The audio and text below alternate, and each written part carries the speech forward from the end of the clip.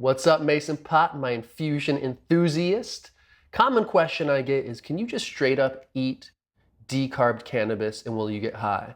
I've talked about this kind of subtly in some other videos, but I wanted to address the question here because I get tons of questions on my True Buds TV channel in particular, and some are starting to pop up here on Mason Pot too. While you can eat it, and it could potentially get you high because it is activated, the best way to do it is adding it to like an oil and actually making an infusion, number one.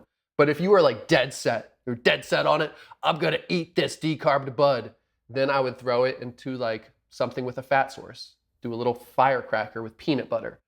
Drink a cup of milk and then eat it. Even you could stir it in your milk, I guess. Eat something fatty with it, because essentially to get the best bioavailability, it needs to have that fat source there. So if you eat it, there's a good chance you'll feel it, but why not go the extra step and make sure it's there with a fat? Throw it in with a scoop of peanut butter, like I said.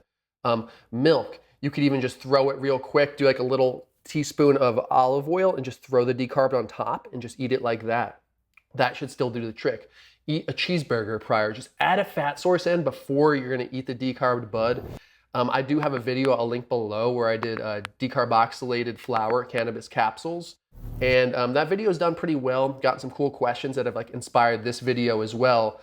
Again, I just prefer to infuse it in oil, how we do on the vast majority of our videos. But if you are looking to eat that decarbed bud and get that quick high, you're all good to go. Again, if you're somebody that cares about taste, I definitely don't recommend this method because it is gonna taste really potent. So just shooting this out for those people that want to do the decarb bud.